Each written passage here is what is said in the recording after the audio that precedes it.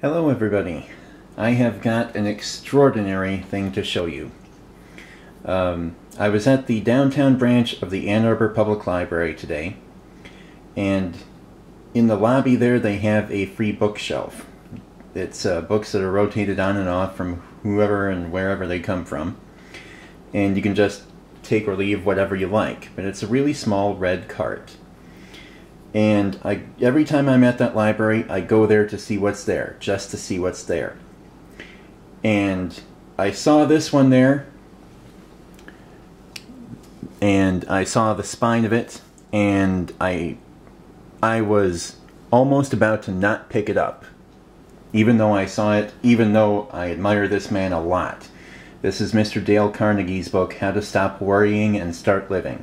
Not his most famous book, that's probably How to Win Friends and Influence People, but this may be his second most famous book. So I picked it up, and I was carrying it around for a few minutes, and then I took a look at it. And I got this for free, if I didn't say that already. But this is his book, How to Stop Worrying and Start Living. I want to show you something on the inside here. This comes with a dust jacket as well, and the price here says $2.95,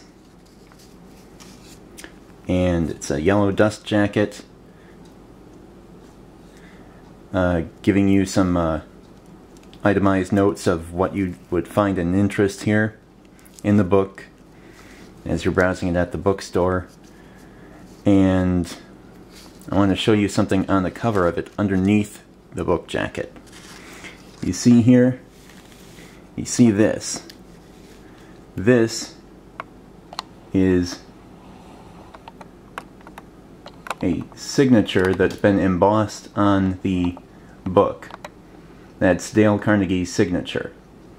That's not an actual signature. That's embossed on the book. It's the same color, style, etc.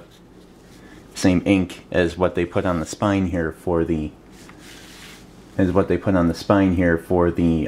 title. What's really extraordinary about this book, I want to show you something else, is that if you turn to the copyright page, table of contents, and here we turn to the copyright page, you see here that this is a first printing. You see that this is copyright 1944, 45, 46, 47, and 48 by Dale Carnegie. And he had been working on this book for 7 years before it had been, before it actually got printed. And down here it says, manufactured in the United States of America by H. Wolf Book Manufacturing Company, Incorporated, New York. Published by Simon & Schuster, Incorporated, Rockefeller Center, 1230 6th Avenue, New York, 20, New York. You'll recall that before about 1964, major cities were divided into number groups. So this would be the 20th zone of New York City, before zip codes were invented, the zoning improvement plan.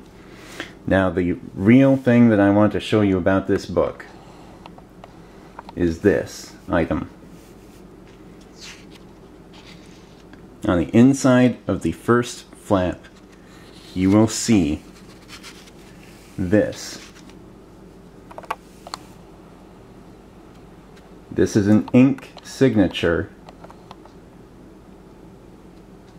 which I have every reason to believe is Dale Carnegie's actual signature. This is a first edition copy of his book, How to Stop Worrying and Start Living, from 1948, autographed by him. And if you look at this very closely, it is an ink signature. It is not something that was printed as part of the book. And if you look at the signature that I showed you earlier from the front of the cover, at least to me, my layman's eyes, it is not the exact same printing. The D at the loop at the bottom of the capital D, for example, is different, but it is in the same handwriting. Now, I'm not a forensic expert, but everything that I see about this with my eyes shows me that it is the same handwriting. He did not dot the